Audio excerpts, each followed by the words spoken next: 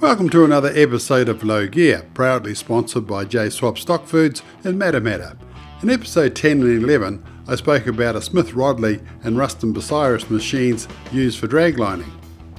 Inspired, I went to a place not far from Methven in the Canterbury Plains and spoke to Syd Hogg, who spent a lifetime operating draglines and still does today under contract to keep the silt from building up in the canals that feed power stations in the area. So let's join Syd and see how he does it.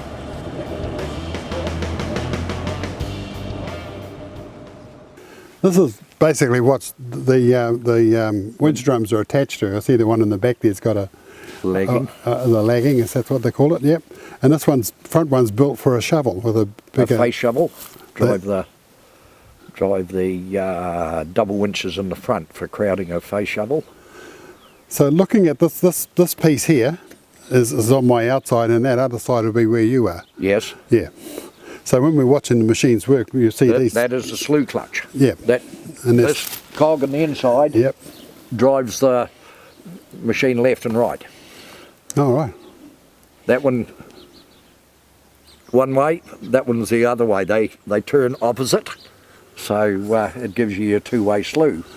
All the drum section just free wheel on the shaft until you engage your clutch, and then becomes a solid unit. So and it's like you were saying, if you let everything go, it just free falls, hits the bottom, and the wires keep going. Yes. So all these are what you have to control to stop that from happening. Yes. That's just amazing. Yeah. And it's just 3-inch or 4-inch brake band on the outside there. And that's your on the centre there. That's your hoist brake goes on that band there. I just see these. Is this hard to replace? This clutch? No, not really. Pads? No. It's not like a railway wheel where you've got to put this on. You're actually coming from the other side. You're coming from inside. Yeah, no, it slides out. Just undo the thing. Okay. Pull the two pins and it just slides out. Ah, yeah. Simple. Yep. And with Ruston Bucyrus, all clutches, bands, fit everything. Oh. There's no changes. In an NCK, your slew bands are different from your hoist bands, from your drag bands to, yes. So Bucyrus thought interchangeable. Yeah. It's got to work. Yeah. Bucyrus Aries, the American section of it, copied it. They used to be all different bands, and so they went to the English design with one band fits all. Fair enough. Yeah. Well, there you go, folks. So, little inside look into the guts of the old dragline. Amazing. Can I come up? Yeah. Yeah.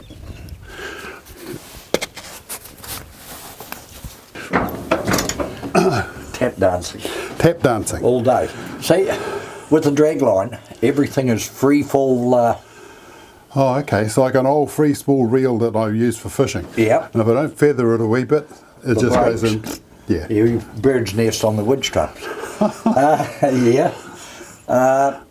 You've either got to have a hand on clutch or a foot on the brake. Oh, okay. And it's basically the same as flying a helicopter. So you got both hands going. You drive a drag line, you fly a helicopter.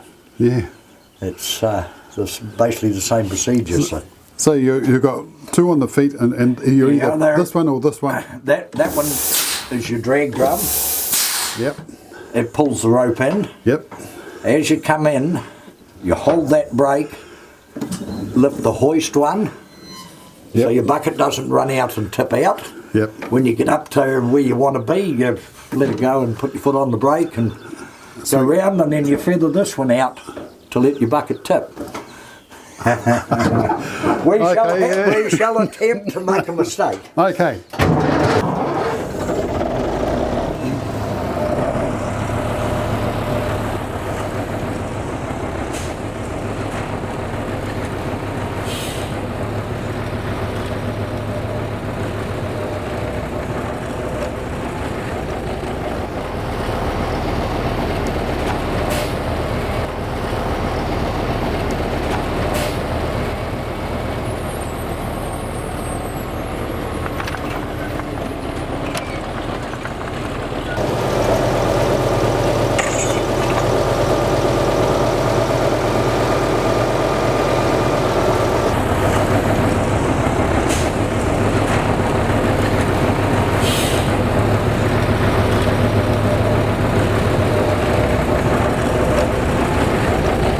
My neighbour, when I was a young boy, had 2 nice daughters.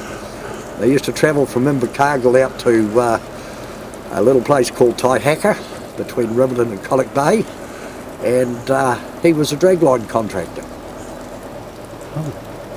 Rather than leave me with his daughters, he'd say, come with me. An old jail bar V8 truck, and there'd be a heap of 4-gallon tins in the back full of diesel.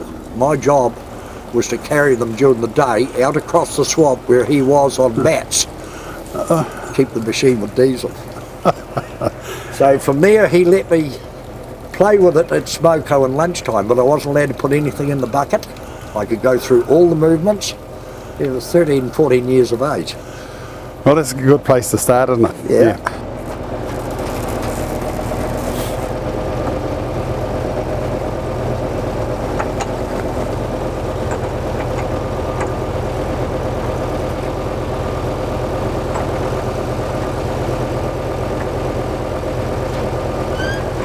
It's just amazing how Syd can redistribute that load just using the bucket just to drag a bit of sand and level it all out on the back of the truck. Look at that. Now that takes a lot of skill.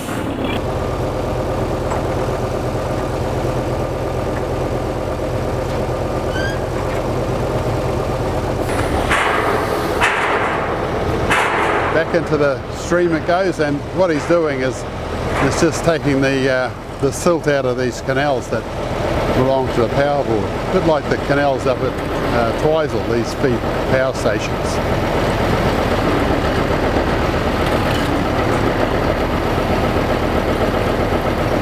Up like a big submarine. Look at that. Yeehaw.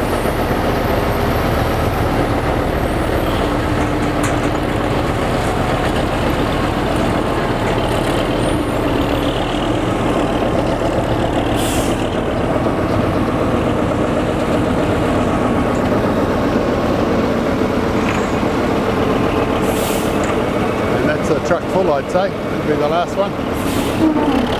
Syd was saying there's about 20 tonne on that truck.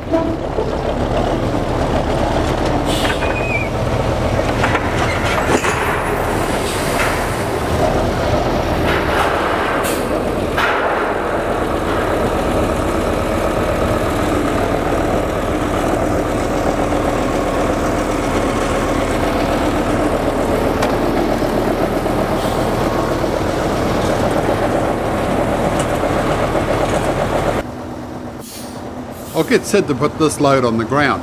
That way we can have a good look at the bucket. Well, here it is. This is the business end of the drag line. This is the bucket. Syd's just chucked it in the water. He's brought up the silt, and we're going to put it on the truck. But all these chains and everything all have a purpose to make this dig. We'll put it up there, and then it'll just slew down, and this will fall out. But I just thought I'd come and see this bucket. Just have a good look around it. The front drum is the drum that pulls the drag line in, and the back drum is the one that lifts it. And the one up the top there is lifting the boom. Yeah, they're boom controls, yeah. So looking at these drums, how hard is that to get a bird's nest out of? You have to sort of pull it till it... No, dig your bucket in and walk the machine away until you pull all the rope off the drum. Oh. If it doesn't go that tight that it cuts itself. Oh, okay. I just see there's a bit of squashed wire. Yeah, that's just on the first wrap. Oh, okay. Yeah. So just note this, folks. But some people, you're saying, can look at a rope and know when it's going to break. Yeah. Can you do that? Yeah. Good on you. But you can't, as I was saying, you look at a hydraulic hose, there's no way you're going to know when it's going to go pop. When you lay your boom down, one of the worst wear points is where it comes over the tip of the boom on the hoist rope. Yep. When you lay your boom down every third day to grease it, you look at that rope, and if it's got any more than 6 cracked strands in a metre, time to throw it away. Oh, okay. So you can't just sort of pull that, sort of damaged bit away and just add a bit like they did with the, you know, those carry-alls. They had a bit of extra rope, and when they get to the point where they... No, because you only use a certain amount on your drums here.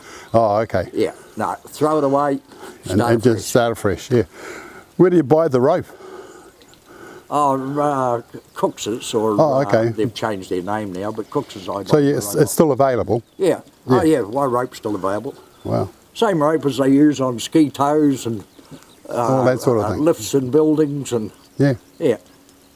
They're still making wire rope.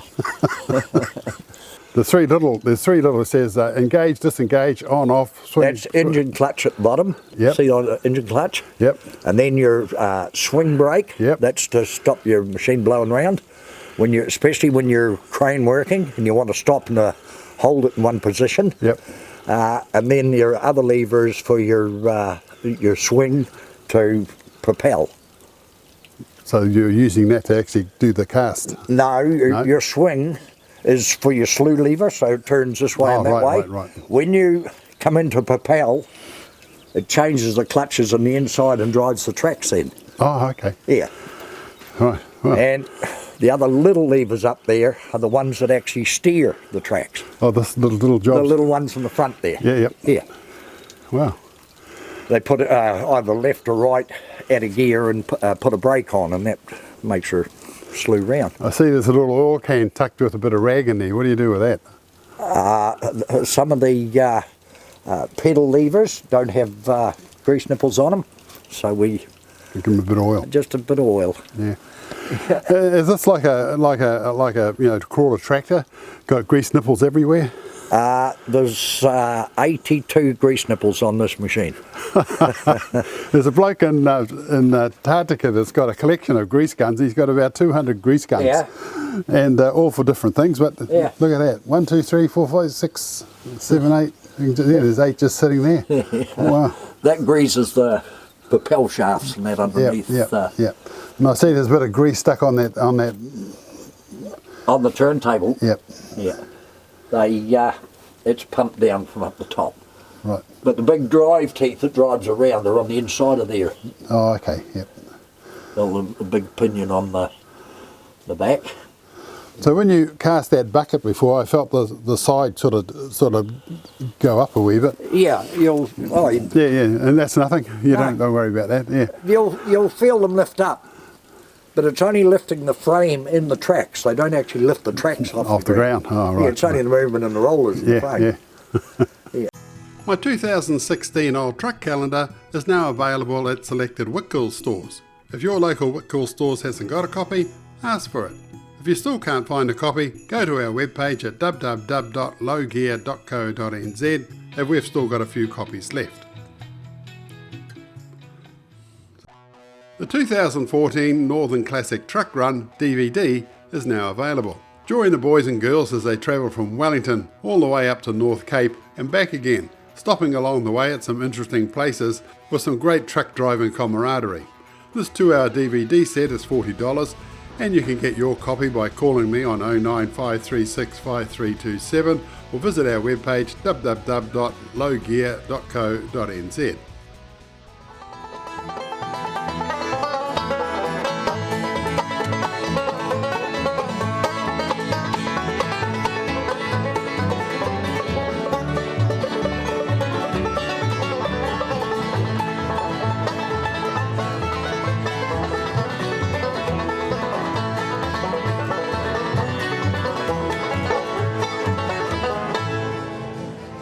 So this is a 5-cistern Ruston Bucyrus, and it's done great service. And Syd said it's just the perfect engine for what this machine does. So we've got brakes, we've got the lever for lifting it, we've got the lever for dropping it.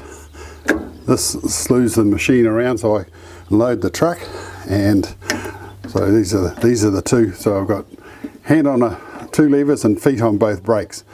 Controlling the clutches, which are right next door, which in turn control the winches, and the front winch is the one that pulls it in. So this job pulls it in and this job lifts it. So I'm going to I'm not brave enough to have a go at sort of doing something with that bucket out there, but it's just interesting to be sitting in here, and you'd sit in here for maybe 4 hours and then have a break, and then another 4 hours just slewing backwards and forwards and cleaning the canal. So Syd, you're amazing. But the thing about looking out at that bucket out there, when he flicks the bucket, it drops straight down to the bottom. And if I had a digger, it would go out as far as it can, but then when it starts to come back in again, it has to do that. So it's not picking up the material right by the bank. It probably doesn't get to the bottom of it all about halfway across, and then it digs in. So this is the perfect machine to cast the bucket out and bring the silt in right from that side to this side and then get rid of it. Just looking up, you can see the controls all the way up to the boom. You can see what this lifting rope's doing. And yeah, it's just, everything about this is just right. Although, well, if I look out to the left-hand side, I've got a window here, but I am a bit blind to what's going on that side. Perfect this side, not so good off to the left. That's one there, just down there. Oh yeah? It goes under there. So when it rains and the surface water comes down, it can actually get under the canal. Yeah. Wow. So you've got to be careful you don't break through the bottom there with the pipes are.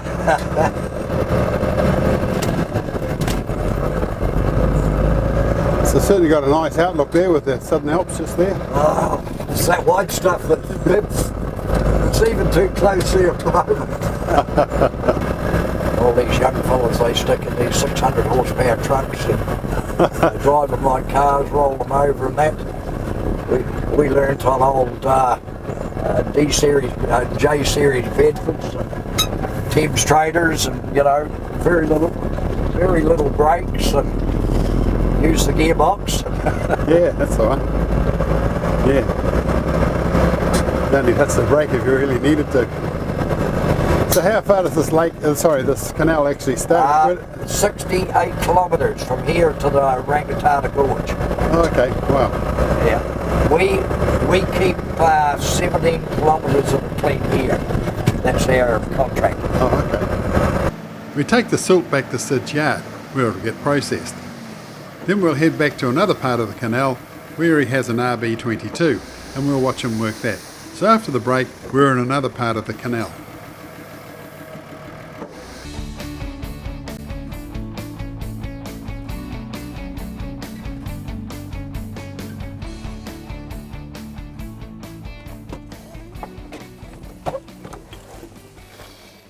What I'm going to do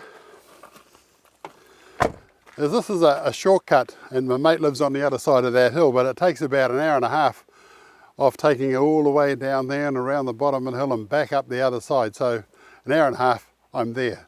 I know it's a little bit sticky up there. My mate went through about 2 or 3 weeks ago, and we might be a bit slippery slidey, but I'm sure we get through. But it is a good opportunity just to see what the four-wheel drive aspect of the Mahindra does. So let's go and try it out.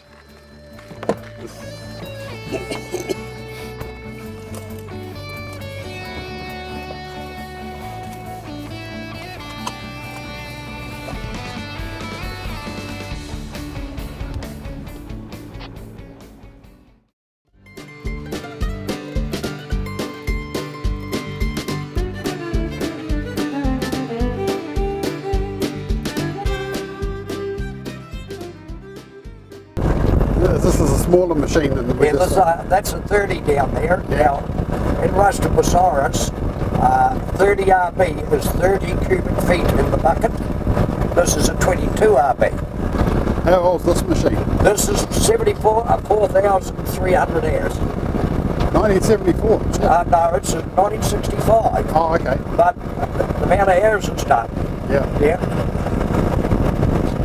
74,680 or something like that. I'd have to have a look at the diary at home.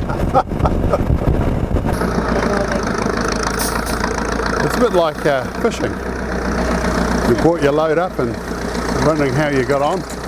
So you'll note this bucket has got holes all the way through it, and those holes are to drain the water. So the water comes out, and so you're not loading up you're just loading material, not another whole bunch of water. And this way he swings this, away it goes, out it goes. And he was saying that you could put that bucket on the driveway on the other side of the canal, no worries at all.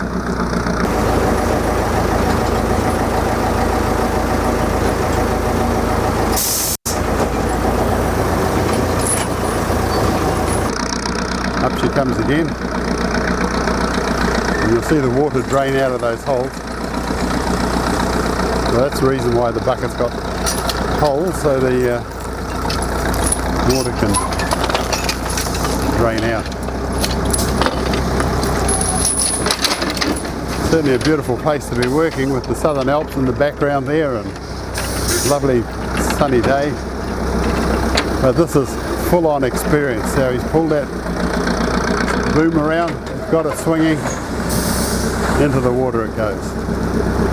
Now that is, he's been doing it since he was about 15, he was saying. He's 70 now, so it's a long time working in one of these things. 68,000 hours, he said.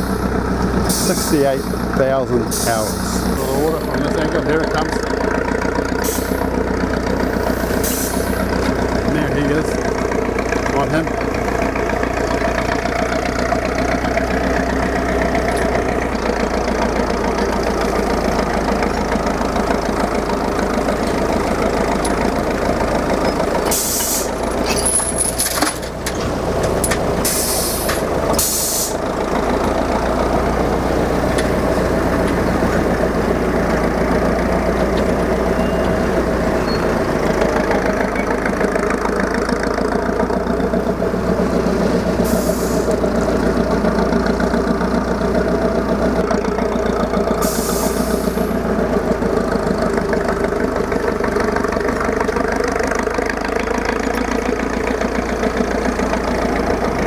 Can you just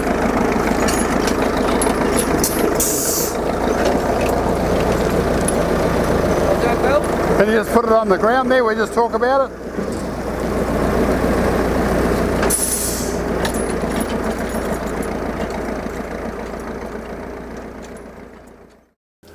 Syd, the coarseness of this is you know, it's not quite sand. It's sort of getting there. Is it still grey wacky? Yes. All the sand in this race comes out of the Rangitata River. It's all out of grey wacky country. Yeah. There's no silicon in it. It's been tested. We use it for horse arenas, race tracks. Oh. We are now supplying golf clubs, top dressing sand, and so it's got a use. Yeah. So you're not just taking it for landfill. Over the last 40 years, yeah, they've filled up all the old gravel pits right round Meth, and now it's just too far to cart it. Sure. So we've persevered and finally got a market for it. I see the bin or the bucket's got holes in. You know, that's for gravel digging to let the water go out. And on this side you've got some. I plated it to stop the sand running out. Oh, okay. Yeah. Yeah. So how much water is in that tray up there? Very little. Oh, really? In comparison of what's for what you take out, there's a bit dribbles out, but it's clean water. Yeah. So the bucket itself, you can have a bucket designed how you want it, or is it just one way they come and this is it? This is the way they've always been. Oh, okay. Yeah. The hoop rather than a square? Some of them are square, some are they're different shapes. Yeah, yeah. This one here's, I think it's a Bax. It's an English Bax bucket, B-A-X. Oh, okay. So. And I just noticed on the when something's coming out of here, or these little holes here, there's water spraying. Yeah, they're hollow. Little squirts of water coming out. Yeah, it's cracked. Oh, okay. Well, just the water pressure goes into it. So it's not going to do any damage. I mean, that's thick as anything, isn't it? Yeah. No. Well, there you go, folks. That's what I can wear a set of teeth caps out in 3 months here. Good God. Just the grey wacky. Very abrasive. Yeah. Wow. There you go, folks. That's what a dragline bucket looks like, and you've seen it work. And Syd, you're a legend. I don't know about that. But when I was sitting in those machines in the earlier programs, and I said we were going to go and have one of these things doing it, well, we've done that, and Syd certainly put on a great demonstration for us. Syd, carting your drag lines around, that's no mean task. And I guess the boom, you take the booms off, or do you just leave them on and hang them over the front or over the back? The smaller ones I hang 50 feet out over the back. Yep. In the centre. I haven't done it for a long time, but no, usually just a stub, 20-foot stub on the end. But they're very unbalanced if you can't take counterweights off. Oh, okay. They tip over backwards. Yep. Hence the reason we have this transport trailer with a folding gooseneck. Now, I have to say, be honest, I haven't seen a gooseneck like this, but this is old school. Old school. And Ministry of Works had a lot of them. Oh, yep. And so how does this work? Sort of just folds this all, that becomes on the end of there, and you put it on the ground, drive the machine up this way? Yep. Just lays flat on the ground, and it's just a wedge. You just drive straight on, hook the winch on, pick her up over the roller on the back there, back in. Push her back till these legs here drop in, Bill. Yep. Those ones drop in, which hold the rigid up. And you're motoring. And you're away. So when did this go out? Somebody must have decided, oh, let's put the legs on the back, or the drop downs, and they'll climb up the back. Yeah, well, with hydraulic diggers, they can lift themselves up, but the older machinery with a wire rope, you can't get much lift on the end of a wire rope. No. And it would drag itself up on that, like the tracks, just roll on? No worries. Just roll on. Well, it's starting from 4 inches to 18 inches, so when it's sitting on the ground. So it's a nice gentle slope. Just a gentle slope. Yeah, wow.